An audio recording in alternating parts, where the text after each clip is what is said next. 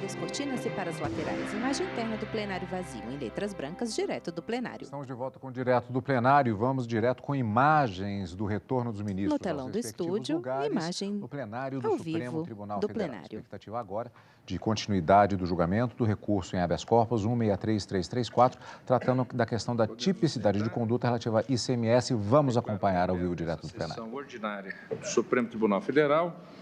E para proferir Ainda ausentes, o seu voto, o ministro passo a Gilmar palavra ao Mendes à relator, esquerda Luiz e o Roberto ministro Luiz Fux à direita.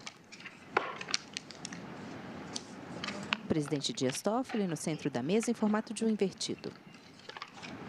Presidente,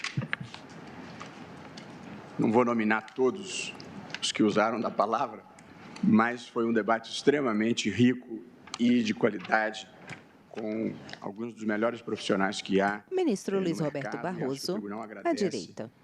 A contribuição de todos, como eu já agradecia pela participação na audiência pública que havia convocado para esse debate. E quando eu convoco audiência pública, é porque tenho dúvida real. Esse não era um tema banal e acho que foi enriquecido pela participação de todos os advogados e do Ministério Público.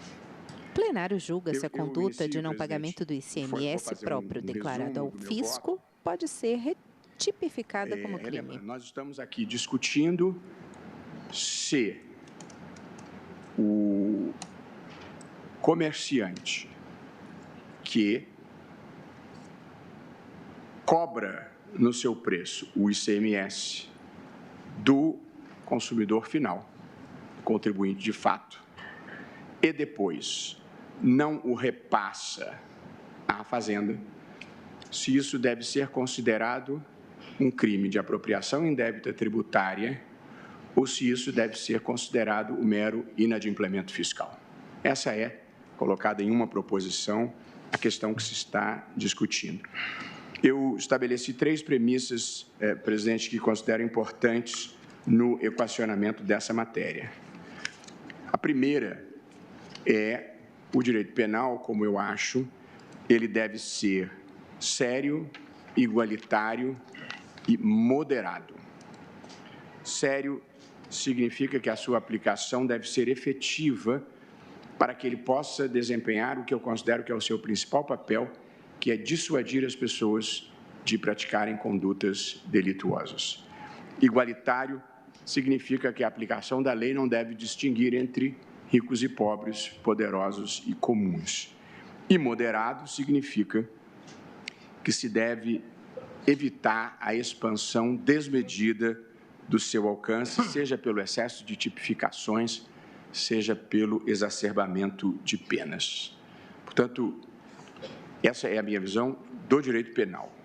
Agora, passando à questão do direito tributário. Pagar tributo, eu considero que é um dever fundamental de todo cidadão, na medida em que ocorra o fato gerador e ele exiba capacidade contributiva. E, portanto, eu entendo que a incidência do direito penal na esfera tributária deva ser a exceção e não a regra. Porém, não considero os crimes tributários crimes de pouca importância. Pelo contrário, acho que eles são relevantes e privam o Estado brasileiro dos recursos que são necessários para acudir às muitas demandas relevantes da sociedade brasileira. E, em terceiro lugar, na interseção entre o direito penal e o direito tributário, o mero inadimplemento tributário, evidentemente, não deve ser considerado um fato típico criminal. Para que se reconheça a tipicidade criminal de uma determinada conduta em matéria tributária, é necessário que haja um nível de reprovabilidade especial que justifique o tratamento mais gravoso.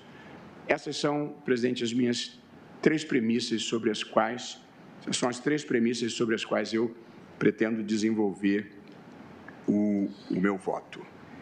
E devo dizer, para não criar um suspense prolongado, que eu detestava quando era advogado, que eu considero que todos os elementos de interpretação jurídica... Ministro Luiz Roberto, pois não. Principalmente nos votos do ministro Pertence, porque o ministro Pertence... Ministro Dias Toffoli. Que hora parecia que ia para um lado, hora parecia que ia para outro, e só na parte dispositiva... Pois então. que chegávamos a Os ministros Dias Toffoli e Luiz Roberto Barroso sorriem. Acho que foi a maior derrota que eu tive aqui no Supremo. Perdi de 9-1. O ministro Lewandowski votou favoravelmente, era uma questão de modulação de efeitos Aponta para o colega ministro Lewandowski, à direita. Zero. Vossa Excelência era advogado-geral da União, éramos ex-adversos. E aí o ministro Lewandowski votou favoravelmente à modulação, o ministro Marco Aurélio votou desfavoravelmente e veio o intervalo. E aí eu liguei para minha mulher e disse, está 1-1. O ministro Marco Aurélio e o ministro Lewandowski também sorriem. No final do dia veio a contabilidade da catástrofe.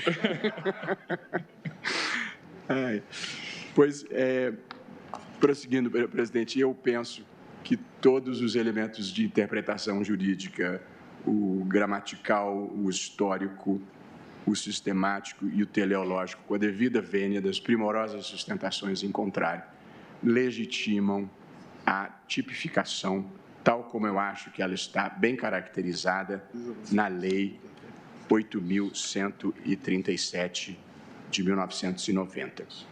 O tipo penal, presidente, na sua literalidade, tem a seguinte dicção: deixar de recolher no prazo legal valor de tributo, vou ler só a parte relevante, valor de tributo descontado ou cobrado, na qualidade de sujeito passivo da obrigação e que deveria recolher aos cofres públicos. Portanto, a lei é inequívoca de quem é o possível sujeito ativo desse delito, possível autor desse crime, que é o sujeito passivo da obrigação, que inequivocamente, no caso do ICMS, ou nessa hipótese de ICMS, é o contribuinte do ICMS próprio é o comerciante. Portanto, não há dúvida de quem pode ser o autor desse crime. E o objeto do delito é o valor do tributo, que nesse caso específico é a quantia transferida pelo consumidor ao comerciante, que por sua vez tinha o dever de recolhê-la aos cofres públicos. O ponto central, presidente, desse dispositivo legal, e foi explorado da tribuna de um lado e de outro, é a utilização dos termos descontado ou cobrado, que consta do dispositivo legal. Tributo descontado ou cobrado. Descontado, não há dúvida, se refere aos tributos diretos que são descontados na fonte. O exemplo típico seria o imposto de renda retido na fonte, em que a fonte pagadora, pelo trabalho assalariado, tem o dever de reter um determinado percentual e repassá-lo aos cofres públicos. O valor descontado tem que ser repassado. O segundo termo é cobrado. Cobrado significa o tributo que é acrescido ao preço da mercadoria, pago pelo consumidor ao comerciante, que deve recolhê-lo ao fisco.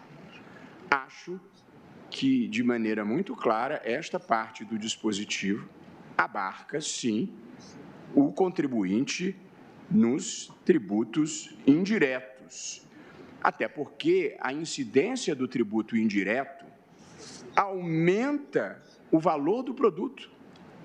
E esse valor é pago pelo consumidor, que, em última análise, é o contribuinte de fato. Portanto, o consumidor, o cidadão comum, ele paga mais caro para que o comerciante recolha esse tributo para a fazenda estadual. De modo que tem dificuldade de entender que argumento legitimaria que o comerciante que acresceu este valor no preço pudesse validamente não recolhê-lo ao fisco. E aqui, muito importante, o valor do ICMS cobrado em cada operação, como já se assentou aqui, ele não integra o patrimônio do comerciante. Os comerciantes são meros depositários desse ingresso de caixa, que após compensado com as operações anteriores, porque essa é a sistemática do ICMS, deve ser recolhido aos cofres públicos. Como foi, a meu ver, oportunamente lembrado da tribuna, esse entendimento é totalmente coerente com o que o Supremo decidiu no recurso extraordinário 574706 da relatoria da ministra Carmen Lúcia, onde se assentou que o ICMS não integra o patrimônio do sujeito passivo e, consequentemente, não compõe a base de cálculo do PIS e da COFINS. O Supremo tem uma posição de plenário, deixando claro que o valor do ICMS recolhido pelo comerciante não integra o seu patrimônio. A conduta aqui, portanto, com todas as vênias, não equivale a um mero inadimplemento tributário, mas, a meu ver, a uma apropriação indébita. Veja-se que, na sonegação, a reprovabilidade está na fraude ou na omissão ou numa simulação que omite ou engana a fazenda. Na apropriação indébita tributária, a censurabilidade está em tomar para si um valor que não lhe pertence. E, como também lembrado da tribuna, o Supremo, em feito da relatoria do ministro Ricardo Lewandowski, já reconheceu a constitucionalidade desse tipo penal. Portanto, a conduta aqui para caracterizar o tipo penal é dupla. É cobrar do consumidor e não recolher ao fisco. Portanto, acho que a interpretação textual do dispositivo é cristalinamente no sentido da tipificação dessa conduta. Passo à interpretação histórica que foi também explorada da tribuna com maestria por ilustre advogado. Mas a minha leitura da interpretação histórica é exatamente o oposto da que professou Sua Senhoria. Acho que a interpretação histórica também conduz à tipicidade da conduta. E aqui não temos uma divergência quanto aos fatos. A origem desse tipo penal está num projeto de lei que tramitou na Câmara dos Deputados, em que o ministro Nelson Jobim, à época deputado federal, depois ministro do Supremo, e depois ministro da Justiça, ministro do Supremo, presidente dessa casa e figura estimada por todos nós, o ministro Nelson Jobim apresentou o substitutivo, em que o tipo penal era definido da seguinte forma: constitui ainda crime contra a administração tributária. Estamos falando do mesmo artigo 2º, na proposta do ministro Nelson Jobim. 4. Deixar de recolher aos cofres públicos, no prazo regulamentar, tributo ou contribuição que tenha retido na fonte. Essa é a primeira hipótese, retenção na fonte e não recolhimento. Inciso 5, a segunda hipótese, que é a que nos interessa. Deixar de recolher aos cofres públicos, nos 60 dias seguintes ao término do prazo legal, o tributo ou contribuição recebido de terceiros através de acréscimo ou inclusão no preço de produtos ou serviços e cobrado na fatura, nota fiscal ou documento assemelhado. A redação do ministro Nelson Jobim, na época deputado Nelson Jobim, era de fato melhor, porque tratava da hipótese de retenção e não recolhimento num inciso e tratava da hipótese de cobrança no preço e não recolhimento no outro inciso. O texto final aprovado não mudou o sentido da norma, mas fundiu os dois incisos em um só. E aí colocou, respectivamente, descontado, para o que era retido na fonte, e cobrado para o que era incluído no preço. Portanto, e com todas as vênias da interpretação diversa, o que se fez foi compactar o dispositivo e não mudar o sentido desse dispositivo, que, como também noticiado da tribuna, nem constitui uma excentricidade brasileira. Aliás, em outras partes do mundo, os delitos tributários são punidos de forma bastante mais severa, inclusive, do que os são no Brasil, mas há exemplos deste mesmo tipo em países como Itália, Portugal, em diversos estados americanos. E, na primeira turma, houve um caso interessante de extradição da relatoria da ministra Rosa Weber, em que se pedia a extradição para Portugal justamente com base em tipo penal análogo. Como todos sabem, para que se possa conceder a extradição, é preciso que haja dupla tipicidade. É preciso que o fato seja crime no país que requer a extradição e no país ao qual se requer a extradição. E, naquela ocasião, por unanimidade, acompanhando o voto da ministra Rosa Weber, nós consideramos que havia, sim, o tipo brasileiro correspondente a esse tipo penal português.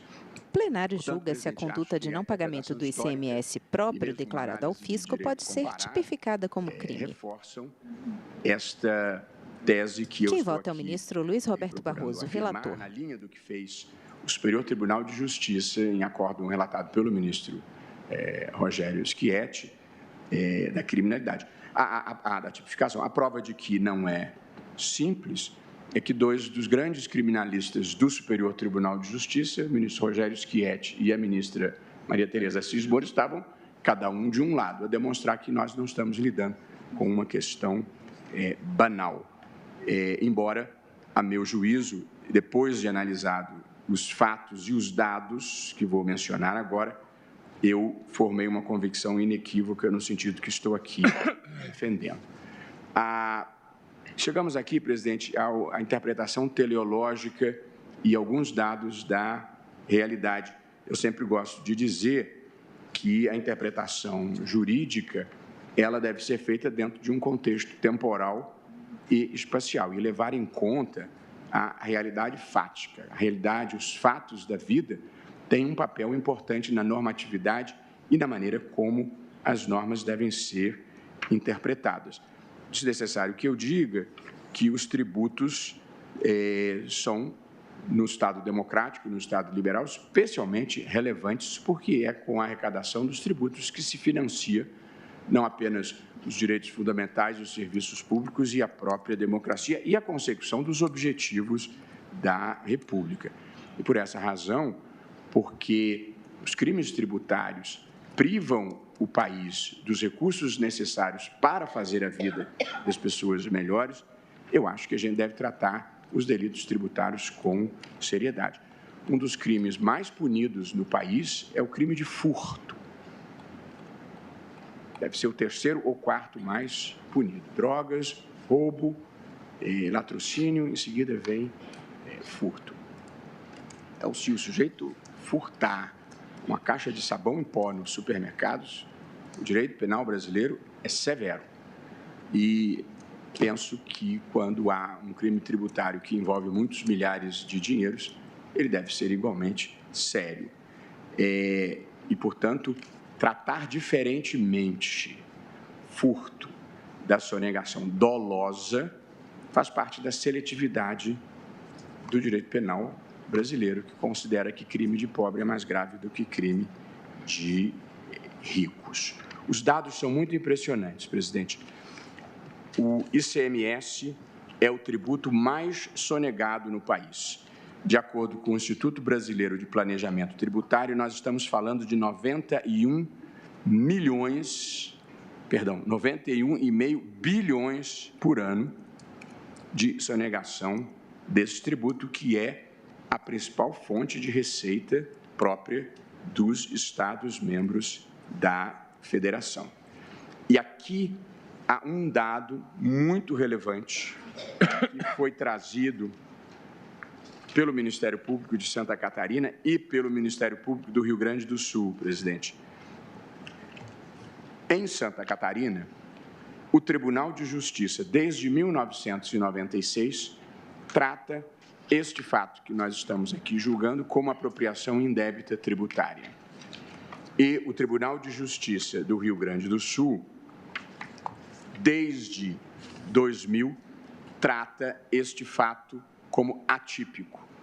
Portanto, o Tribunal de Justiça de Santa Catarina vê a apropriação indébita tributária e o do Rio Grande do Sul não vê. Dados. A arrecadação do ICMS em Santa Catarina, a previsão de receita é 18 bilhões em ICMS. A do Rio Grande do Sul é de 24 bilhões. A inadimplência em Santa Catarina é na faixa de 4%. A inadimplência no Rio Grande do Sul é na faixa de 8%. O Rio Grande do Sul perde 2 bilhões de reais anuais, segundo dados oficiais, pela sonegação do ICMS.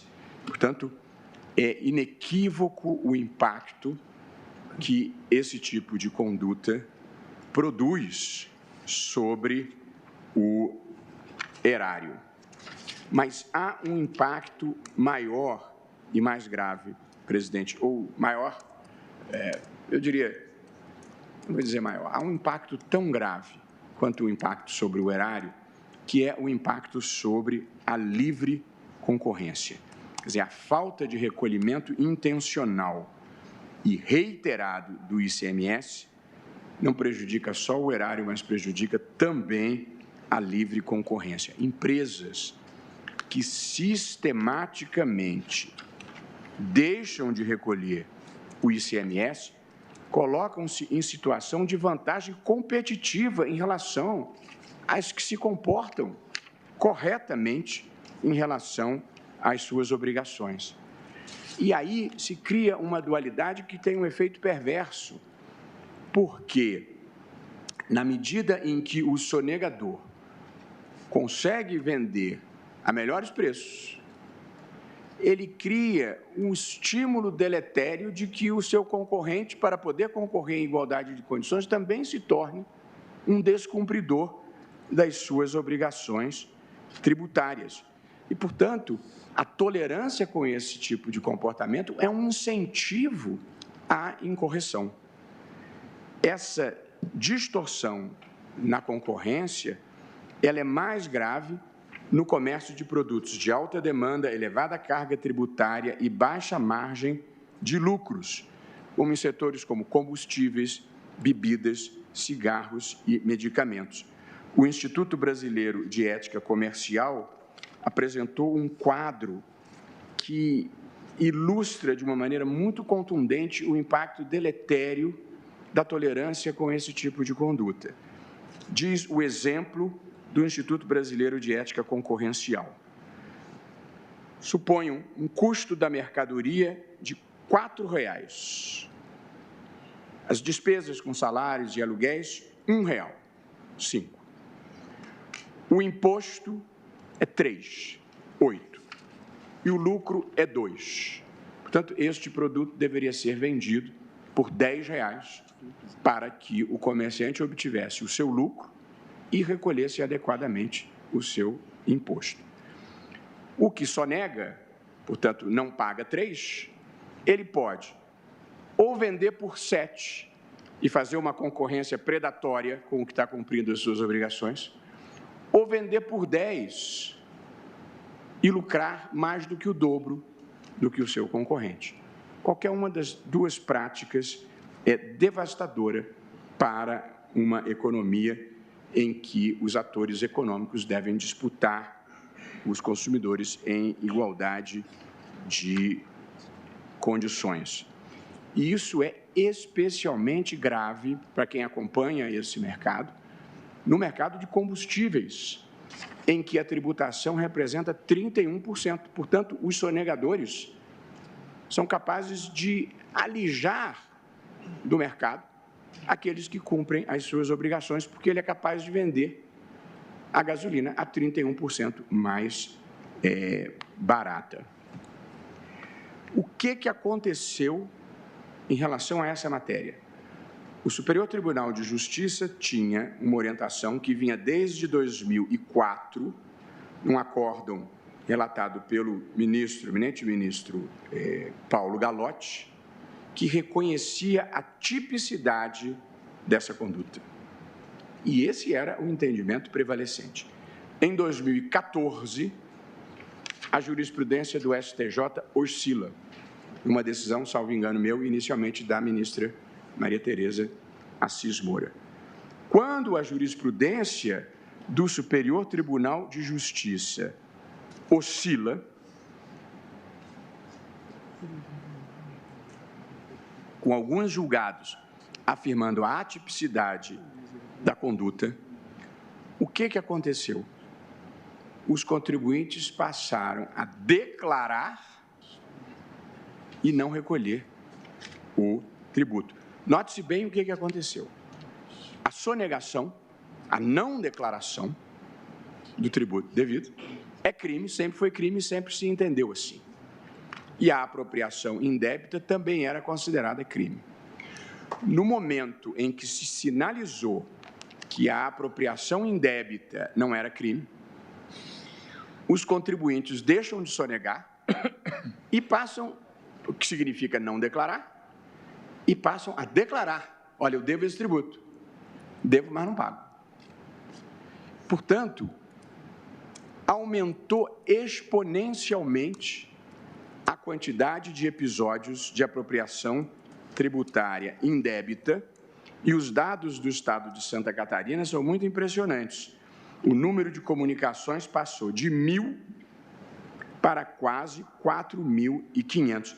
Portanto, houve uma migração do crime de sonegação para o crime de apropriação indébita, porque aí eu não pago e não tenho nenhuma consequência de natureza penal. Com todas as vênias, não é esse tipo de conduta que o direito deseja estimular. Descriminalizar uma conduta para que os sonegadores, então, possam passar para a conduta que não seja criminalizada. Portanto, os dados são muito impressionantes e o contraste entre Santa Catarina e Rio Grande do Sul bem demonstra o impacto relevante que considerar a apropriação indébita tributária crime produz sobre a arrecadação. Quando a gente fala arrecadação, a gente está falando de dinheiro que vai para a saúde, de dinheiro que vai para a educação, de dinheiro que vai pagar para o professor, de dinheiro que vai comprar o automóvel da polícia. Eu tenho preocupação, como disse no início, quanto ao excesso de criminalização e, portanto, me interessei para ver o impacto prático que isto, presidente, produziria sobre níveis de encarceramento no país, que é uma preocupação que nós todos temos quando decidimos as questões aqui. E fui verificar que é virtualmente impossível que alguém seja efetivamente preso por esse crime, a menos que queira muito ser preso. E aí a gente deve respeitar as opções de cada um. Porque, vejam, a pena cominada é bem baixa, é de 6 meses a 2 anos. Portanto, em razão disso, são cabíveis transação penal e suspensão condicional do processo. E, em caso de condenação, é possível a substituição da pena privativa de liberdade por medidas restritivas de direito. Portanto, primário de bons antecedentes não corre risco real de ser preso. A criminalização produz consequências, sim, deixa de ser primário, é um estigma, é uma chateação, eu não acho que seja relevante, não. Mas é disso mesmo que nós estamos falando, o efeito dissuasório do direito penal. Para você não ter a chateação, você cumpre o dever que lhe cabe cumprir. Além do que, pelo sistema penal brasileiro, e acho que em algum dia nós vamos ter que rever isso, se o sonegador ou alguém que tenha se apropriado indevidamente quitar o tributo devido até depois do trânsito em julgado, há um precedente relevante, extingue-se a punibilidade. Portanto, quem vota é o ministro Luiz Roberto Barroso, relator. Inclusive de sonegação, é muito ruim, porque no fundo é uma aposta. Você aposta, se você não for pego, você ganhou. Se você for pego, você vai lá e paga. Não há como perder. Portanto, eu acho que é um sistema que dá incentivos errados e, muitas vezes, as pessoas não são... O plenário julga se a conduta de não pagamento do ICMS próprio declarado ao fisco pode ser tipificada como crime. É não apenas compatível, mas acho que é o sentido natural do texto. Acho que a interpretação histórica corrobora essa possibilidade e a interpretação teleológica e o olhar empírico pragmático sobre a realidade dos estados que criminalizam e dos que não criminalizam também induzem ao entendimento de que esta é a melhor opção. A última ressalva, presidente, e aqui vou concluir o meu voto, é que este delito da apropriação indébita tributária não comporta modalidade culposa. Portanto, é imprescindível a demonstração do dolo, o que significa dizer que nem todo devedor de ICMS cometerá delito. É preciso que haja uma efetiva apropriação indébita tributária e é preciso que ela tenha sido praticada com dolo. E, portanto, se o contribuinte, por exemplo, for capaz de demonstrar objetivamente, e assim penso, que está em situação econômico-financeira ruinosa e, para usar a imagem trazida da tribuna que me pareceu feliz, ou eu pago o tributo ou eu pago o salário, e ele for capaz de demonstrar a sua insolvência, eu acho que não há dolo. Por exemplo, ou acho, é preciso aferir no caso concreto, se ele está praticando preços predatórios ou se ele não está praticando preços predatórios, se ele regularmente não recolhe os seus tributos ou se ele está vivendo um momento específico, se ele é dado a deixar empresas extinguirem ilegalmente e criar outras com propósitos igualmente de escapar da tributação. Portanto, é preciso olhar no caso concreto para distinguir o comerciante que enfrente uma dificuldade do comerciante que tenha uma prática incorreta. Portanto, o inadimplente eventual é totalmente diferente do devedor quanto mais, que faz da inadimplência tributária o seu modus operandi. E aí, ele se financia com o dinheiro dos outros, o que recebe do consumidor, que no fundo é o contribuinte de fato, e atua de maneira predatória no mercado. É este contribuinte que a gente quer acolher, o devedor quanto mais, e não o inadimplente eventual que esteja passando por uma dificuldade. Portanto, o dolo de apropriação, o dolo da apropriação deve ser apurado na instrução criminal a partir de circunstâncias objetivas e factuais, das quais, presidente, exemplificativamente, eu cito algumas: inadimplência reiterada, venda de produtos abaixo do preço de custo, criação de obstáculos à fiscalização, utilização de laranjas, ausência de tentativa de regularização da sua situação fiscal, encerramento irregular de atividade com abertura de outras empresas. Aí caberá ao juiz, do caso concreto, constatar se houve dolo, se é um devedor quanto mais, ou se é um comerciante que está vivendo as dificuldades que, eventualmente, qualquer comerciante possa viver num país como o Brasil. Portanto, nós estamos aqui discutindo, nesse caso, o recebimento da denúncia. A denúncia foi recebida, os pacientes estão soltos, não tem ninguém preso aqui. Portanto, a discussão é se esse processo pode tramitar regularmente para se apurar se houve ou não dolo, ou não. O juiz de primeiro grau entendeu que nem tramitar o processo podia. O tribunal entendeu que tramitar o processo para apurar o dolo podia.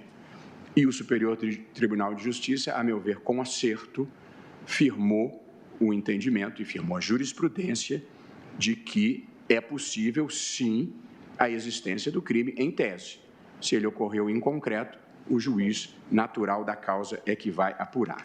Portanto, presidente, eu aqui concluo o meu voto, mais uma vez cumprimentando todos os participantes, com a seguinte tese. Eu sei que é um recurso em habeas corpus, mas apenas para a gente ter certeza de que está trabalhando sobre os mesmos conceitos. A minha proposta de tese é: o contribuinte que deixa de recolher o ICMS cobrado do adquirente da mercadoria ou serviço incide no tipo penal do artigo 2º, inciso 2 da Lei 8.137 de 90, desde que haja com intenção de apropriação do valor do tributo a ser apurada a partir das circunstâncias objetivas factuais.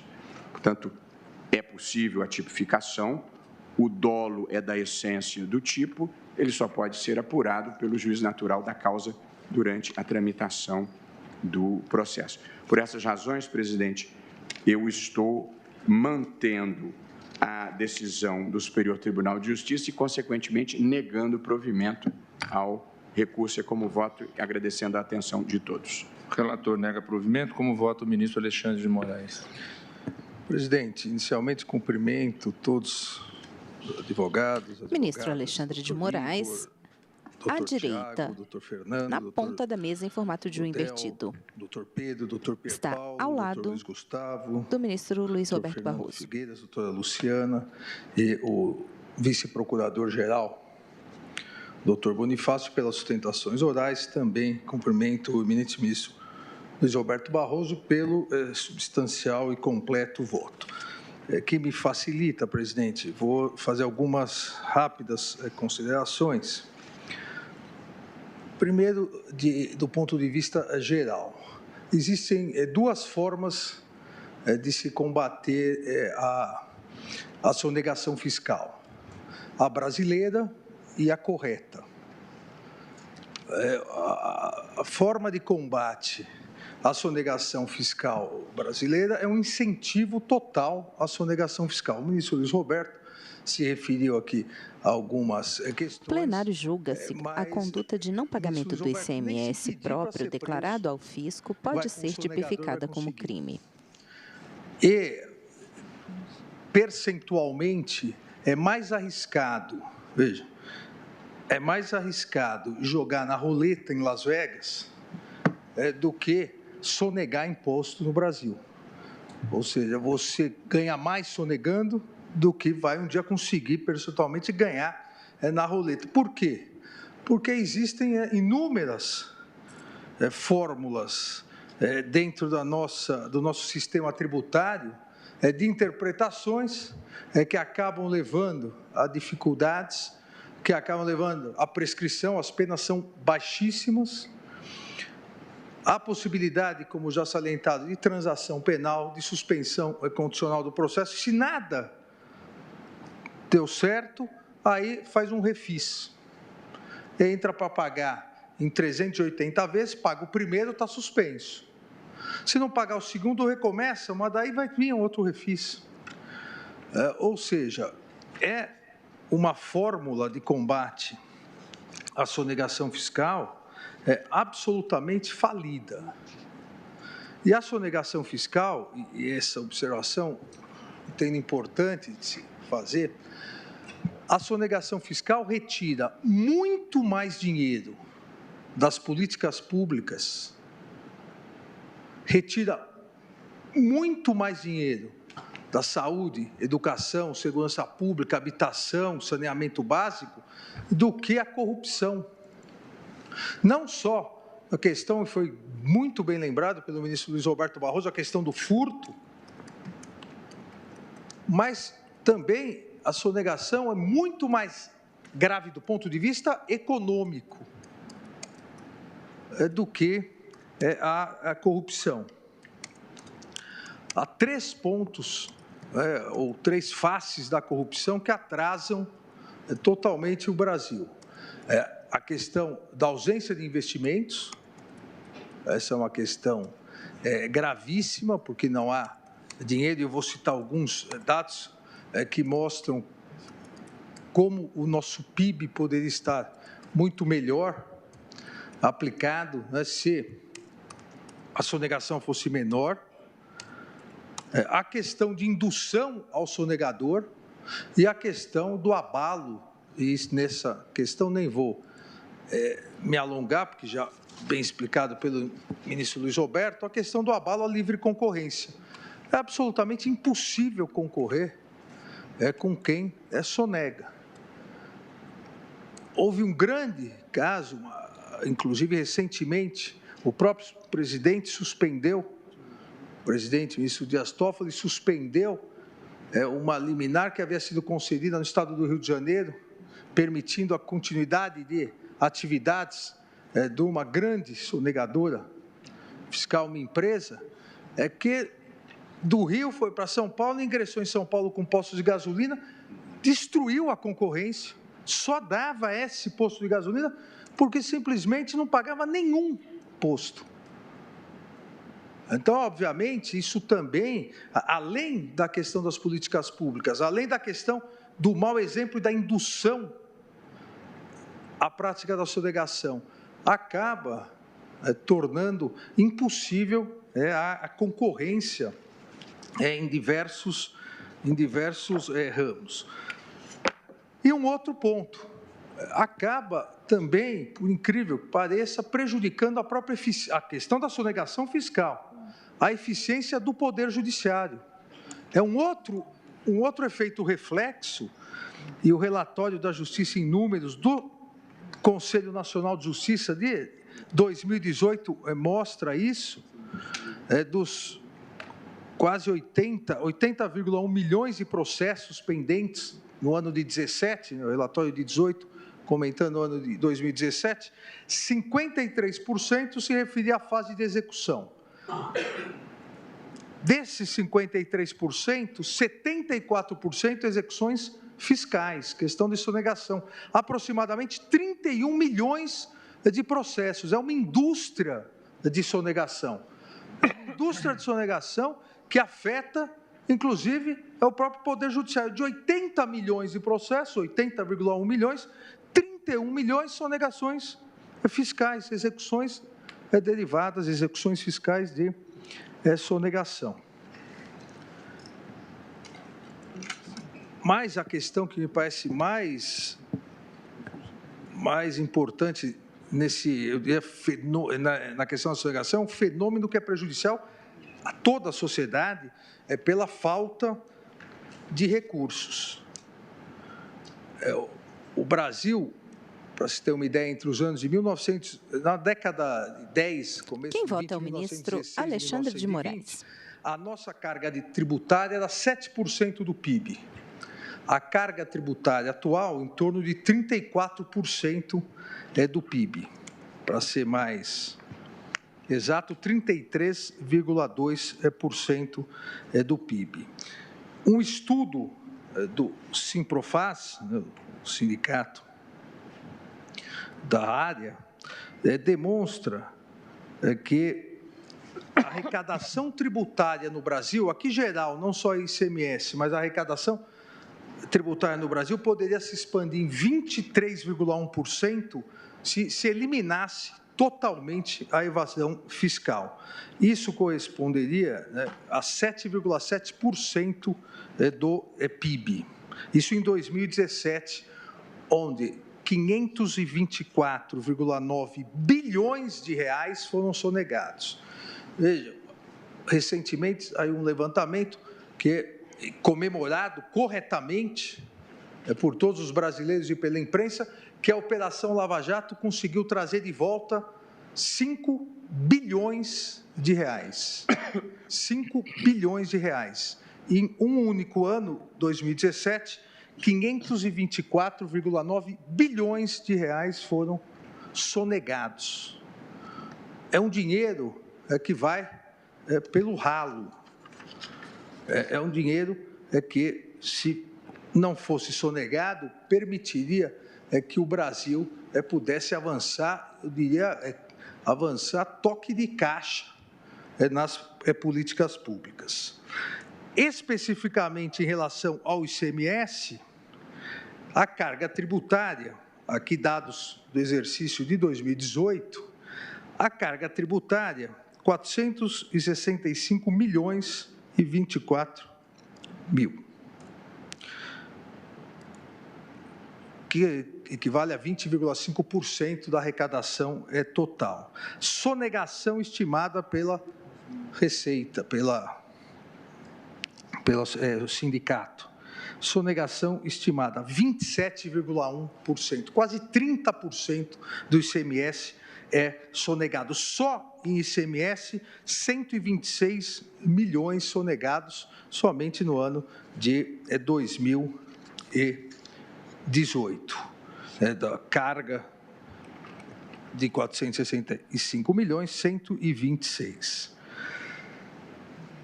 Isso acarreta não só o prejuízo, eu diria, os danos emergentes, como também acarreta inversamente lucros cessantes. Os danos emergentes, porque não há dinheiro para investimento, não há dinheiro para os estados, eles não conseguem nem pagar o funcionalismo público. E, ao mesmo tempo, isso vem acarretando um aumento na carga tributária brasileira para tentar compensar com outros tipos de tributos, principalmente contribuições, outros tipos de tributos mais, diríamos, difíceis de sonegar. E aí entra a questão específica. Se busca mais outros tributos de dificuldade maior de sonegação, porque a engenhosidade do ser humano vai permitindo encontrar brechas na legislação.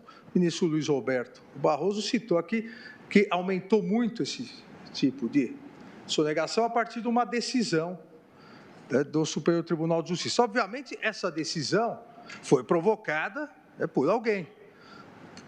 Essa decisão foi gerada após várias tentativas, várias análises, para como não vamos pagar tributo, como não vamos pagar o ICMS, mas, ao mesmo tempo, não vamos responder penalmente. Porque, apesar de ser uma forma errada de combate à sonegação fiscal no Brasil, ao meu ver, se não houvesse nem essa forma, aí que ninguém ia pagar nada mesmo. É a única. Eu não diria aqui que é a última ratio, aqui é a primeira. Se nem crime fosse, aí nós teríamos não 27,1% de sonegação no ICMS, teríamos 70%, 80%. Mas o que ocorre? A partir do momento que se combatia mais as outras espécies de sonegação, a tipificação em outros crimes, a partir dessa decisão houve uma migração.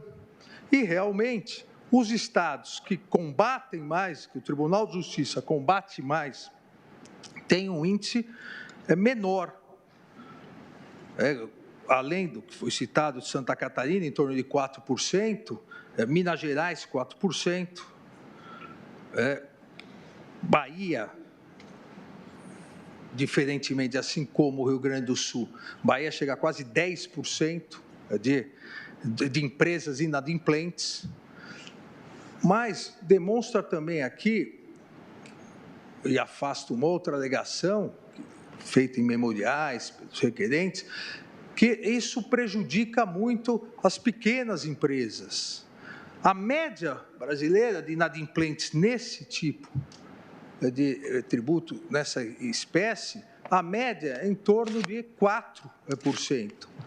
Não de valores, porque se nós formos pegar os valores, são elevadíssimos, mas do número de empresas, o que mostra é que aqui, eu diria, com todo respeito, é um planejamento tributário criminoso. Se faz um planejamento tributário criminoso, que vem colando algum tempo. Aí, se lá na frente não der certo, aí vamos a transação, a suspensão, o refis e etc. E isso colocou o Brasil, essa forma de combate à sonegação, colocou o Brasil em âmbito internacional. Aqui é o último estudo divulgado pela Organização Internacional Rede de Justiça Fiscal. O Brasil é o segundo país nós temos a medalha de prata na categoria de países mais prejudicados pela sonegação. Só em 2011, 280 bilhões de dólares, a previsão de 2011. E é difícil o combate mesmo, porque mesmo nos Estados Unidos, onde dá cadeia, os Estados Unidos é o primeiro colocado. Obviamente, é que, em termos proporcionais, não. Quem vota é o ministro Alexandre de Moraes. Tem em torno de 20% a mais de sonegação, que o Brasil, numa economia, no ano de 2011, 7 vezes maior. Então, proporcionalmente, é bem menor. Mas o que demonstra... O plenário julga se a conduta de não pagamento do ICMS próprio declarado ao fisco pode ser tipificada como crime. Hoje, sonegar acaba dando bons resultados para a empresa. A empresa consegue se alavancar, consegue realizar uma concorrência predatória. Obviamente, aqui não entram as hipóteses, até porque aí não é nem sonegador, a hipótese da empresa que não tem dinheiro para pagar nada. Não, se ela não tem dinheiro, ela não sonega. Mas não é a hipótese aqui. Aqui, o que ocorre é que alguém que recolhe o ICMS, que não é seu, o ICMS é do poder público, é do Estado, ele é um mero depositário, ele fica com aquilo, ele se apropria indevidamente daquilo. Veja, de forma dolosa, porque se não fosse doloso, ele pagaria. Óbvio que se percebeu que muito mais fácil tentar escapar do crime de sonegação fiscal do que fraudar. Não, eu declaro, tentando mostrar minha boa-fé, eu declaro que recolhi, só que não pago. Isso não é um mero ilícito tributário, não é uma inadimplência. Não pode ser considerado aqui um depósito civil, um depositário infiel, onde não é possível, obviamente, a prisão civil. Aqui é uma apropriação dolosa. São as elementares previstas no artigo 2º, no inciso 2 do artigo 2º da Lei 8.137 de 90. Lei essa, inclusive, como salientado anteriormente, o tema 937 de relatoria do eminente ministro Ricardo Lewandowski, lei essa cujos tipos penais já foram declarados constitucionais. Em verdade, nós já partimos da decisão do Supremo Tribunal Federal, entendendo que esses tipos são constitucionais, que esses tipos não se confundem com prisão civil por dívida. A grande discussão no tema 937 foi exatamente isso, a confusão ou não desses tipos previstos na Lei 8.137 com prisão civil por dívida. Então, são tipos penais, elementares. No caso do artigo 2º, inciso 2, obviamente, o crime é doloso. Eu diria que é muito difícil sonegar culposamente. Eu volto a insistir, todo um planejamento tributário criminoso da empresa para conseguir escapar da legislação. Então, já naquele julgamento, do Supremo Tribunal Federal se entendeu constitucional essa legislação. E aqui, para encurtar a história, presidente, também entendo plenamente constitucional o artigo 2º, inciso 2, nessa hipótese, porque o comerciante, o empresário, aquele que recolhe o ICMS, ele não tem a disponibilidade desses valores. Ele terá, no máximo, a posse momentânea, mas ele não tem a disponibilidade. Não houve, foi bem colocado na tribuna, não houve incorporação ao seu patrimônio. Então, ele recolheu, incorporou ao seu patrimônio, gastou, e agora não tem como repor. Era seu, gastou, ele teria só que repor. Não é isso. Em momento algum, ele teve disponibilidade. Em momento algum, houve incorporação ao patrimônio particular. Não se transformou de dinheiro público vindo de imposto. em dinheiro particular. No momento em que ele se apropriou indevidamente. E ao se apropriar indevidamente, ele aqui praticou as elementares do tipo penal do artigo 2º, inciso 2 da citada lei. Então,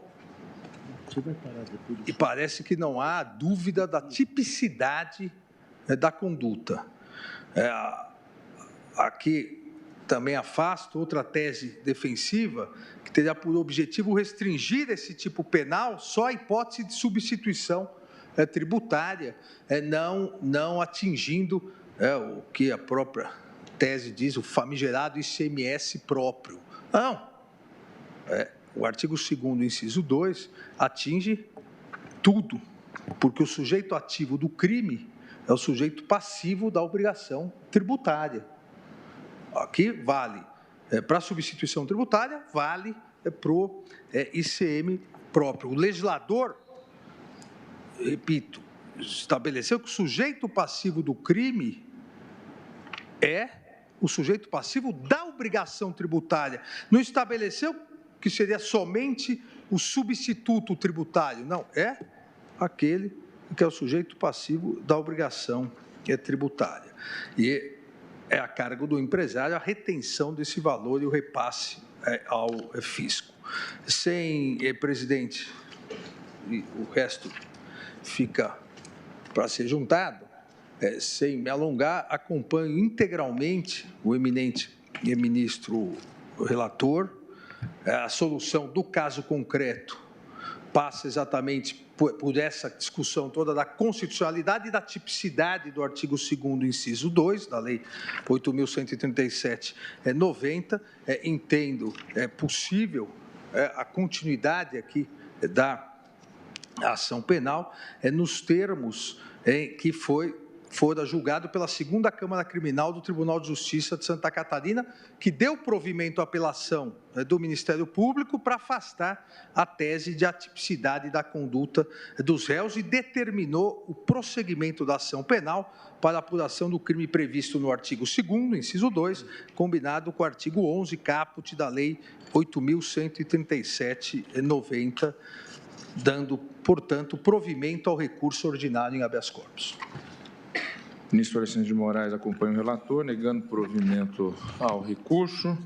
E, em razão do horário, eu vou suspender o julgamento. Presidente, eu gostaria de poder antecipar o voto, porque amanhã eu não vou conseguir estar na sessão, se fosse possível. Acho. Sim. Excelência estará ausente amanhã, justificadamente. Eu anteciparia o voto. Começo, presidente, então, cumprimentando Ministro Gilmar Mendes, à esquerda. De elevadíssima qualidade que se fizeram aqui e que trouxeram, sem dúvida,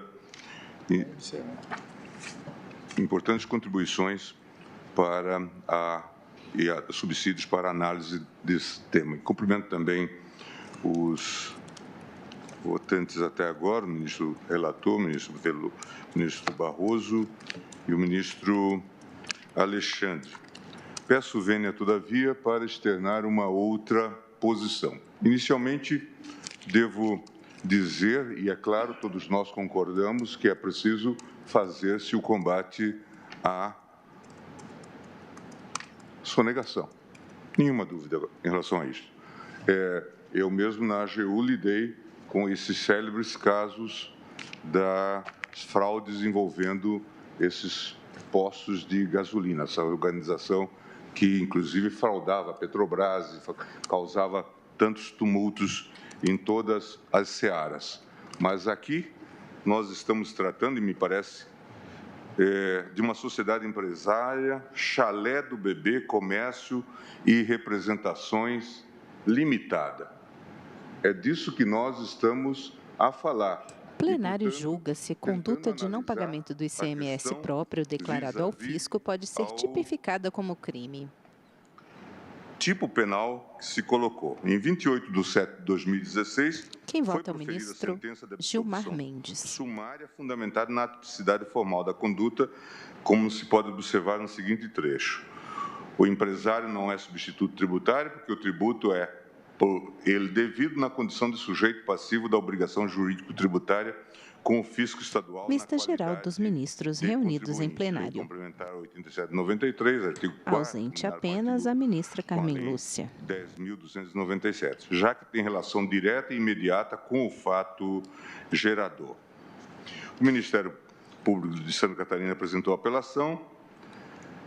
Vista parcial da plateia ao fundo, atrás dos ministros, à direita. Determinando o retorno dos autos à origem para a realização da instrução e prosseguimento do processo.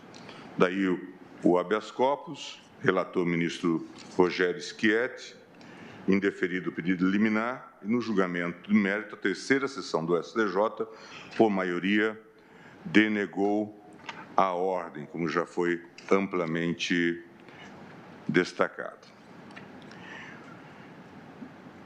O legislador estabelece no artigo 2º da lei, que define crimes contra a ordem tributária, econômica e contra as relações de consumo, que os comportamentos descritos nos incisos 1 a 5 têm a mesma natureza de crime tributário que o tipo penal previsto no artigo 1º.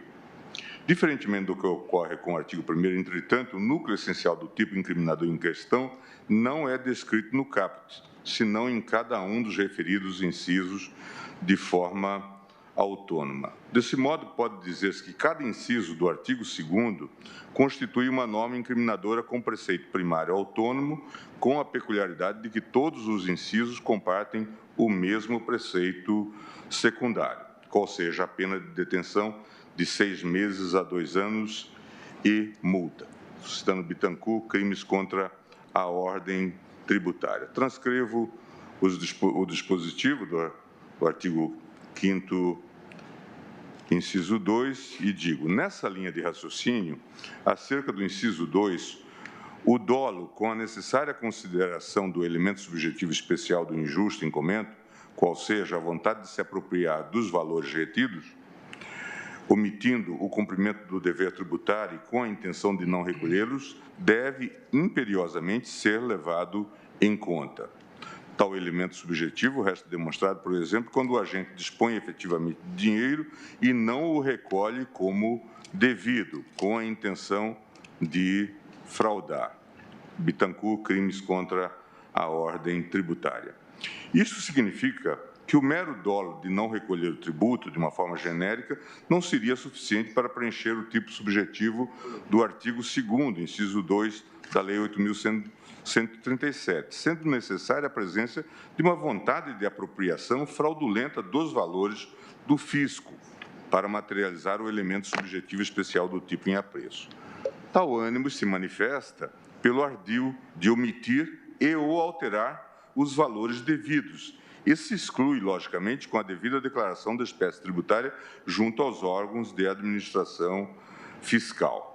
Em relação à importância dos elementos subjetivos do tipo para a arquitetura dogmática do crime, esclarece Figueiredo Dias, o notável penalista português. E, todavia, também esses elementos cumprem a função de individualizar uma espécie de delito, de tal forma que, quando eles faltam, o tipo de ilícito daquela espécie de delito não se encontra verificado.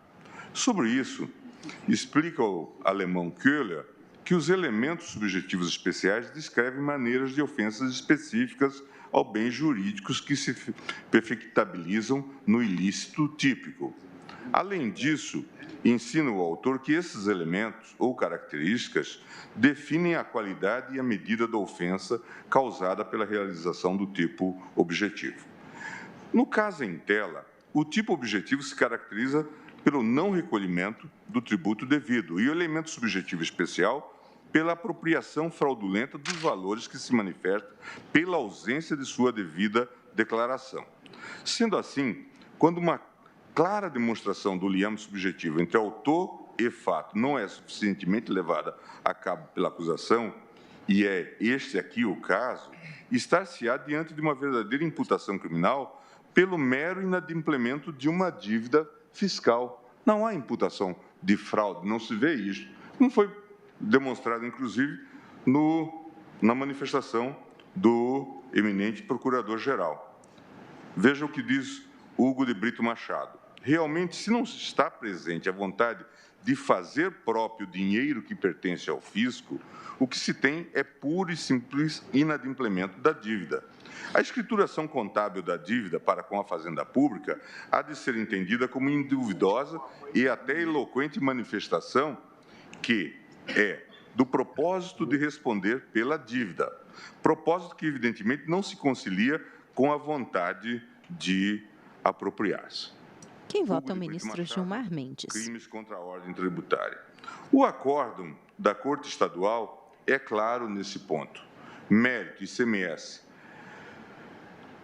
Próprio regulamento declarado ao fisco. Não recolhimento no prazo legal. A tipicidade da conduta. Mero inadimplemento. Absolvição decretada. Se os processados, na qualidade de contribuintes e não de responsáveis tributários, declararam todos os fatos geradores à repartição fazendária, de acordo com a periodicidade exigida em lei, o fato de não recolher o tributo no prazo legal não configura o crime previsto no artigo 2º, inciso 2, da Lei 8.137, mas mero inadimplemento da obrigação tributária. Do mesmo modo, veja-se o trecho embargado do acórdão proferido nos autos do RE 999425, o tema 937, da repercussão geral, que versa sobre o mesmo tema e cujo julgamento dos embargos de declaração foi pautado também para a data de hoje. Dessa forma, disse nesse trecho, as condutas tipificadas pela Lei 8.137, de 91, não se referem simplesmente ao não pagamento de tributos, mas aos atos praticados pelo contribuinte com o fim de sonegar o tributo devido, consubstanciados em fraude, omissão, prestação de informações falsas às autoridades fazendárias e outros ardis. Não se trata de punir a inadimplência do contribuinte, ou seja, apenas a dívida com o fisco. Por isso, os delitos previstos na Lei 8.137 de 91 não violam o artigo 5º, inciso 67 da Carta Magna, bem como não ferem a característica do direito penal de configurar a última ratio para tutelar a ordem tributária e impedir a sonegação fiscal. Quem vota é o ministro Gilmar Mendes. A ministra Carmen Lúcia está de volta ao plenário. Este é o processo de relatoria do ministro Ricardo Lewandowski. No ponto, relevante demarcar a diferença do tipo em análise com o tipo de apropriação indébita previdenciária previsto no artigo 168-A do Código Penal, cuja configuração dispensa a demonstração do especial fim de agir ou dolo específico de fraudar a Previdência Social. Ou, nas palavras de Leandro Poulsen, ressalto que não há necessidade de comprovação do dolo de se apropriar dos valores destinados à Previdência Social. O dolo do crime de apropriação indébita previdenciária é a vontade de não repassar à Previdência as contribuições recolhidas dentro do prazo e das formas legais, não se exigindo o animus rent sibi habendi, sendo, portanto, descabida a exigência de se demonstrar o especial fim ou dolo específico de fraudar a Previdência Social, como elemento essencial do tipo penal. Aliás, prossegue Poulsen, o próprio STF já decidiu, conduzido pelo ministro Aires de Brito, que, quanto ao delito de apropriação indébita previdenciária, o elemento subjetivo animador da conduta típica do crime de sonegação de contribuição previdenciária é o dolo genérico, consistente na intenção de concretizar a evasão tributária.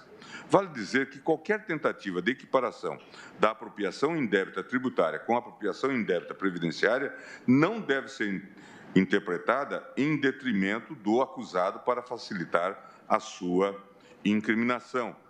De novo, Bittencourt. O plenário julga se a conduta de não pagamento do ICMS próprio declarado ao fisco pode ser tipificada como crime. Os recorrentes não se apropriaram de um valor pertencente a terceiro, não havendo a presença do elemento de quebra de confiança depositada no substituto tributário que justifica o ilícito penal como modalidade de fraude. Tal operação tratar-se-ia, de todo modo, de uma analogia em malam partem, vedada também no nosso ordenamento. O instrumento hermenêutico de analogia não poderia ser utilizado neste caso para suprir a necessária demonstração da vontade ardilosa de se apropriar dos valores devidos. Esta Suprema Corte já afirmou o entendimento, repudiando essa forma de interpretação em sede de direito penal. Leio. O sinal de TV a cabo não é energia e, assim, não pode ser objeto material do delito previsto no artigo 155, parágrafo 3º do Código Penal. Daí a impossibilidade de se equiparar o desvio de sinal de TV a cabo ao delito descrito no referido dispositivo. Ademais, na esfera penal não se admite a aplicação da analogia para suprir lacunas de modo a se criar penalidade não mencionada na lei, analogia em malam parte, sob pena de violação ao princípio constitucional da estrita legalidade. Na mesma direção, a doutrina, ao descrever o tipo penal em debate, prevê expressamente a não declaração da espécie tributária como manifestação do ardil do agente e elemento indispensável do tipo. Desconto e cobrança de tributo na qualidade de sujeito passivo da obrigação, não declarado e não recolhido aos cofres públicos. Cito Marcelo Ruivo, Os Crimes de Sonegação Fiscal. Em face da ausência de uma demonstração clara de tal elemento subjetivo específico na exordial acusatória, estaremos inevitavelmente diante de simples criminalização do inadimplemento e, portanto, de fato atípico, como já também apontou o eminente Procurador-Geral. A criminalização de mera dívida se equipara, com todas as vênias, à prisão civil e fere de forma grave tanto a Constituição quanto o Pacto de São José. Nesse sentido, a Carta Magna e o referido Pacto Internacional dispõem de forma bastante clara, e eu vou poupá-los da leitura. Desse modo, o que a norma penal ou o bom senso repele é responder à liberdade individual pelo pagamento de dívidas, salvo em caso de fraude. A liberdade individual poderá responder pela fraude e não pela dívida em si. Essa é a questão, e isso está em Sampaio Dória. É uma... Quem vota é o ministro Gilmar Mendes. De fato, em um cotejo analítico de proporcionalidade entre os valores constitucionais da liberdade individual e da própria ordem jurídica tributária, na qualidade de bem jurídico tutelado pelo tipo em discussão, a intervenção criminal só se justifica na medida em que houver alguma forma de fraude por parte do agente, já que a fraude, não a dívida, é o objeto da norma penal. Na falta de demonstração de tal elemento determinante do tipo, resta cristalino o vilipêndio tanto da proibição constitucional à criminalização do mero inadimplemento, quanto do próprio princípio da não culpabilidade, já que se pressupõe implicitamente na operação de imputação um ardil, fraude, sonegação, dissimulação não demonstrado. Sendo assim, uma interpretação constitucional do artigo 2º, inciso 2 da Lei 8.137, deve levar em conta o ânimos de fraude do agente, sob pena de fomentar-se uma política criminal arrecadatória que subverta as garantias penais fundamentais inerentes ao Estado democrático de direito. O direito penal tributário exige sempre uma exegese constitucional que o impeça de transformar-se em mero instrumento simbólico de coação com fins arrecadatórios.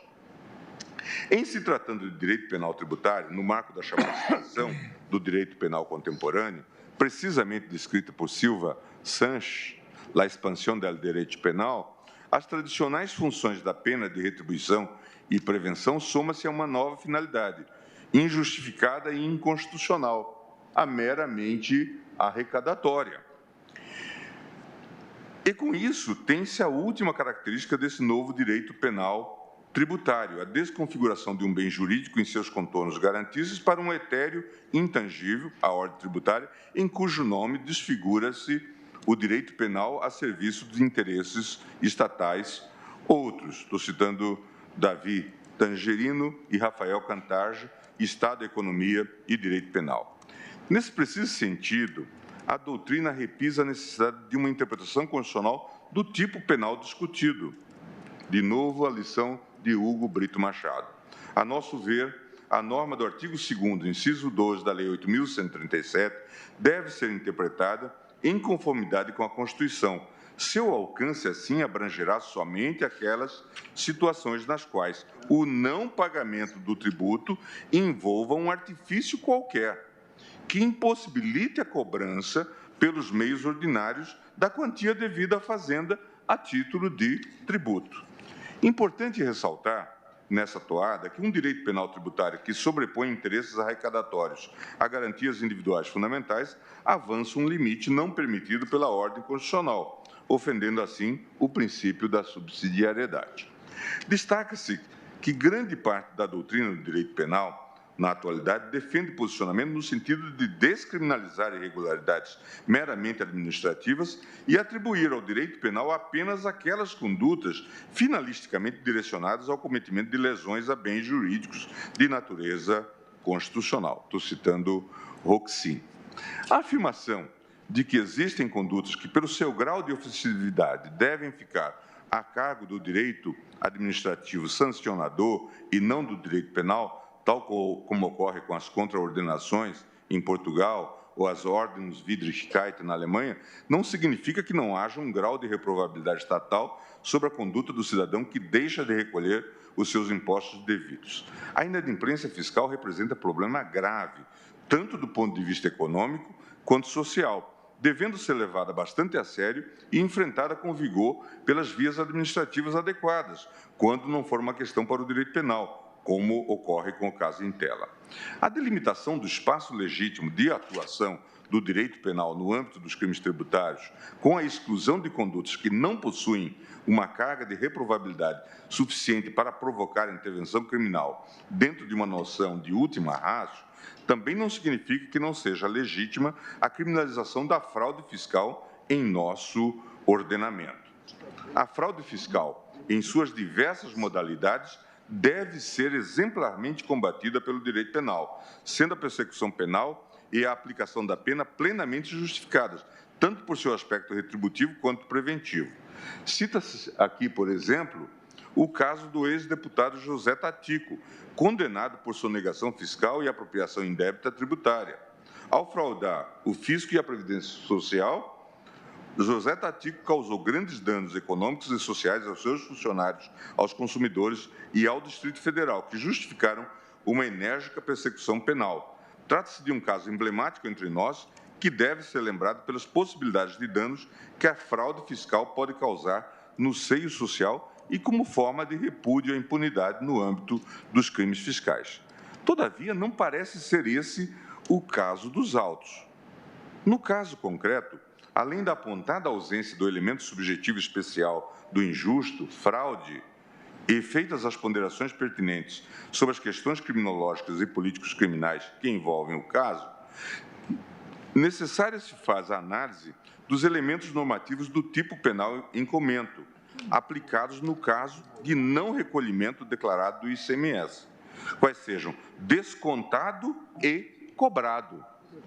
Como assentou a ministra Maria Tereza, do STJ, o ponto fulcral da questão reside em saber como deve se interpretar a expressão típica tributo descontado ou cobrado na qualidade de sujeito passivo da obrigação. Confira-se um trecho do voto proferido na terceira sessão.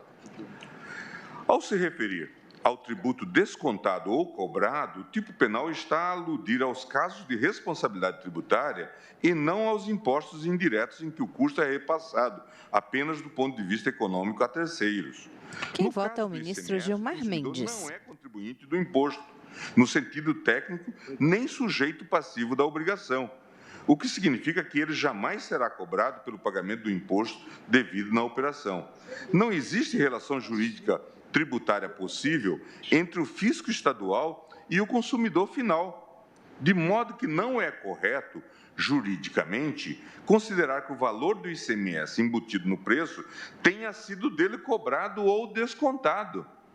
E isso já se demonstrou à larga em outros episódios, em hipóteses, inclusive, em que se não coloca essa questão. Vossa Excelência me permite, seria um custo. Ministro Marco Aurélio intervém. Mercadoria, como também o imposto de renda, que o comerciante, o IPI... E outros custos operacionais, inclusive. O consumidor é apenas... O aluguel do estabelecimento, se houver... E ela diz que o consumidor é apenas contribuinte de fato, conceito... O plenário julga se a conduta de não pagamento do ICMS próprio declarado ao fisco pode ser tipificada como crime. Citando, então, o que já foi mencionado, o 166 do CTN. E ela prossegue. Salvo para essa finalidade, o conceito tem caráter meramente econômico. Sob essa perspectiva, é também o consumidor quem arca, por exemplo, com o ônus econômico do imposto de renda, que você se referiu, e com a contribuição previdenciária pagas pelo comerciante. Aponta para o ministro Marco Aurélio. Do preço da mercadoria, são levados em consideração todos os custos diretos e indiretos da atividade. Da mesma forma, o custo do aluguel, do imóvel, da energia elétrica, dos funcionários, etc. Tudo isso é repassado ao consumidor. Nem por isso alguém sustenta que há apropriação indébita do imposto de renda quando o consumidor compra um produto e o comerciante, após contabilizar corretamente o tributo, simplesmente deixa de recolhê-lo. Sobre isso, importante a seguinte definição. De novo, Hugo Brito Machado. A rigor, a norma penal em exame refere-se ao não pagamento no prazo legal de tributo ou contribuição social descontado ou cobrado na qualidade de sujeito passivo da obrigação e que deveria recolher aos cofres públicos. A questão, portanto, está em saber o que devemos entender por tributo descontado ou cobrado. A nosso ver, só se pode considerar como tributo descontado ou cobrado, diz Hugo Brito, na qualidade de sujeito passivo da obrigação, aquele cujo desconto ou cobrança decorre de disposição legal expressa, não aquele que, por circunstâncias meramente econômicas, pode estar embutido no preço de bens ou serviços. Como se depreende do ensinamento doutrinário, os termos descontado e cobrado, elementos normativos do tipo sem os quais não há que se falar em crime, não devem ser aplicados a casos em que, por mera repercussão econômica, o comerciante repassa o seu ônus tributário no preço final da mercadoria ao consumidor. Existe aqui uma nítida diferenciação entre a repercussão tributária, em que, por lei, existe a previsão do recolhimento por substituição pelo contribuinte, e a mera repercussão econômica, na qual o consumidor não deve ser considerado sujeito passivo da obrigação. O consumidor não integra a relação jurídica tributária. No caso, os pacientes eram administradores de uma empresa contribuinte de ICMS, sujeito passivo da relação tributária, e, embora tenham registrado a apuração do valor do imposto devido nos livros fiscais, deixaram de adimplir a obrigação tributária. Exato. Não há, por favor. Ministro, eu tive o cuidado... Novamente intervém o ministro Marco Aurélio. Que originou o processo crime... Lado oposto da mesa. Esse habeas corpus com a roupagem de recurso ordinário.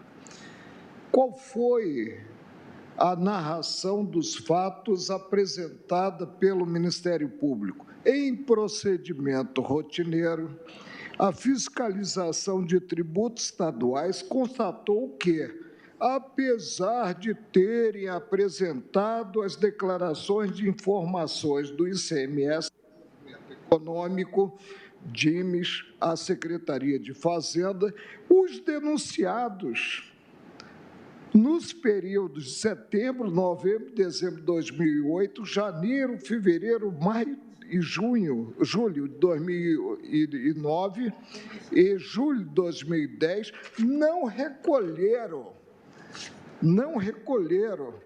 aos cofres públicos, no prazo determinado pelo artigo 60 do regimento interno o regimento do ICMS, os valores apurados e declarados.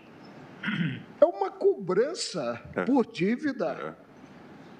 É uma coação política para ter-se a arrecadação do tributo, o que o tribunal não admite. Nós temos uns 3 ou 4 verbetes integrando a súmula, revelando glosa dessa coação. Eu repito, então, no caso, os pacientes eram administradores de uma empresa, contribuinte de ICMS, retoma o ministro Gilmar Mendes. Jurídica tributária, e embora tenham registrado a apuração do valor do imposto devido nos livros fiscais, deixaram de adimplir a obrigação tributária. É isto que está em jogo. Não há apropriação de tributo devido por terceiro, pois o tributo é devido pela própria empresa. Não há previsão, neste caso, de hipótese de substituição tributária também. Poulsen, em sua obra, discorre sobre o crime de apropriação indébita previdenciária e sobre a tributária, e disse: a apropriação indébita tributária está estritamente relacionada à substituição tributária. E Vossa Excelência disse muito bem, o consumidor não é sujeito a Ministro Marco Aurélio. De direito desse tributo, é o comerciante. Então, ele não cobra do consumidor. Então, diz Poulsen, a apropriação indébita tributária está estritamente relacionada à substituição tributária. Dá-se quando o substituto, ao realizar um pagamento ao contribuinte, procede à retenção. Quem vota é o ministro Gilmar Mendes. Porque a lei assim lhe determina, mas deixa de cumprir a obrigação de repassar tal montante aos cofres públicos. Ou seja, retém do contribuinte em nome do fisco e se apropria dos valores em vez de dar-lhe a destinação legal. Também ocorrerá quando a regra matriz da substituição tributária determine que o substituto exija do contribuinte o montante do tributo para repassar aos cofres públicos e deixe de ser feito tal repasse. Como frisei no julgamento do RE... O plenário julga se conduta de não pagamento do ICMS próprio declarada ao fisco pode ser tipificada como crime. Pelo menos em termos de modulação de efeitos, a inclusão do ICMS na base de cálculo do PIS/COFINS, oportunidade em que fui voto vencido, é certo que, em notas fiscais, destaca-se o valor do ICMS do valor das mercadorias e serviços, artigo 13, parágrafo 1º da Lei Complementar 87 de 96. No entanto, esta indicação para fins de controle e de aplicação da sistemática da não cumulatividade não significa que o ICMS deixe de compor o preço de venda das mercadorias. Ressalta-se que o ICMS não funciona como um imposto retido. Isso quer dizer, o ICMS não é recolhido automaticamente com a ocorrência da operação comercial, mas é recebido pelo vendedor, que o integra ao seu caixa, ao seu patrimônio, e apenas ao término do período de apuração repassa-o ao Estado, depois de considerada a compensação de créditos. O caráter indireto do ICMS também não permite afastar seu ingresso no patrimônio do vendedor como receita. Se, por um lado, qualquer contribuinte procura repassar qualquer gravame econômico do tributo quando possível, por outro, o contribuinte de iure não é obrigado a repassá-lo ao contribuinte de fato, como atesta o artigo 166 do CTN e a súmula 546 do Supremo. Ademais, e houvesse passado o substitutivo... Intervém o ministro Marco Aurélio. Eu não teria a menor dúvida quanto ao tipo penal, porque o substitutivo previa esse núcleo, ou seja, a inserção no preço da mercadoria do ICMS, e aí cogitava do crime. Em alguns países, hoje, em termos de tecnologia... Retoma o voto o ministro Gilmar Mendes. Desse tipo de tributo, um IVA que se destaque e já possa ser até diretamente encaminhado para os caixas. Se pode pensar nisso, mas não é esse o modelo que está aqui desenhado. Ademais, é ser disso, em economia do setor público, que nem sempre o sujeito passivo da obrigação tributária será também aquele que efetivamente irá suportar o ônus tributário. Há, inclusive, um ramo específico da ciência econômica que estuda esse assunto. É a incidência tributária ou a teoria da incidência fiscal. Merecem destaque as 3 regras de incidência tributária constantes da obra de Jonathan Gruber, professor do MIT, do Massachusetts Institute of Technology. A primeira e mais importante regra de incidência tributária, segundo o professor, é que a carga legal de um imposto não descreve quem efetivamente sofre a carga do imposto, fazendo sentido a distinção entre incidência legal e incidência econômica. A segunda regra diz que o lado do mercado sobre o qual o imposto é lançado é irrelevante para a distribuição das cargas do imposto. Por fim, A terceira regra dispõe que participantes com oferta ou demanda inelástica assumem a carga do imposto. Participantes com oferta ou demanda elástica a evitam, como já foi falado aqui da tribuna.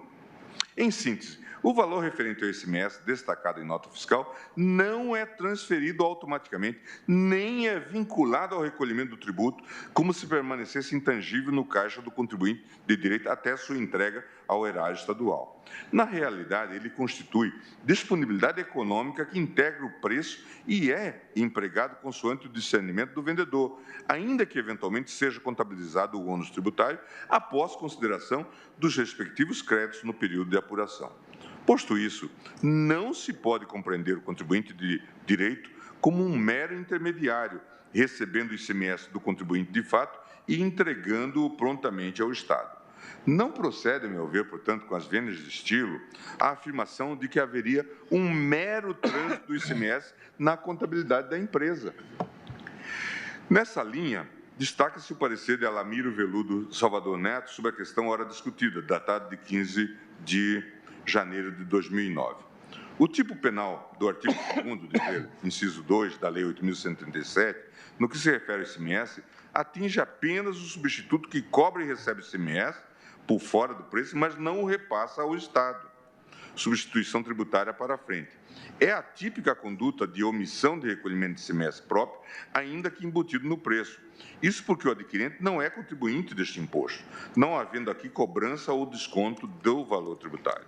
O contribuinte apenas paga o preço total da mercadoria, não possuindo sujeição alguma perante o fisco. Em resumo, não se pode confundir dever jurídico tributário que recai sobre o empresário contribuinte com o mero ônus econômico que é suportado pelo adquirente.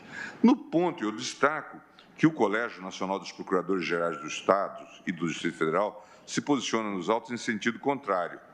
Da mesma forma que o ICMS não onera o comerciante a ponto de ser considerado uma despesa operacional, o seu ingresso no caixa da empresa não pode ser considerado como receita operacional da empresa. ICMS cobrado do consumidor na venda da mercadoria não configura a receita da empresa, mas sim receita do Estado, sendo a empresa mera intermediária. No entanto, com a devida vênia ao respeitoso Conselho, mantenho-me coerente meu voto vencido, proferido no RG 574.706, e compreendo que os elementos normativos descontado e cobrado não se aplicam no caso em tela, para fins de imputação do delito de apropriação indébita tributária.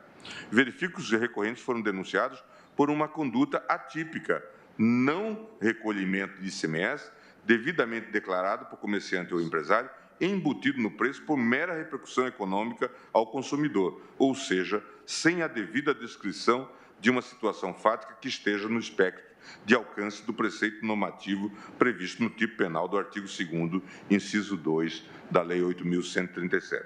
Por tudo isso, presidente, voto pelo provimento do recurso no presente recurso em habeas corpus. Ministro Gilmar Mendes abre divergência no sentido de dar provimento ao recurso. Ministro Dias Toffoli. Em razão do horário, eu suspendo o julgamento, que terá continuidade na data de amanhã, e também serão realocados os processos para a pauta de amanhã e da próxima quarta-feira, aqueles que não puderam ser chamados, e especialmente relativamente ao caso dos quintos, que trata-se da necessidade de proclamação em plenário, em razão da extensão dos votos no plenário virtual, vou trazer em questão de ordem, ficará para quarta-feira o primeiro item de pauta. Como há muitos servidores do Poder Judiciário aguardando a ata desse julgamento, a proclamação do resultado, anuncio que, então, eles ficarão para quarta-feira o primeiro item de pauta. Em razão do horário, não havendo mais possibilidade de continuidade, declaro encerrada a sessão. Parede de mármore clara ao fundo, bandeira do Brasil à esquerda, brasão ao centro, crucifixo à direita. O vice-procurador-geral levanta-se e aguarda o presidente Dias Toffoli.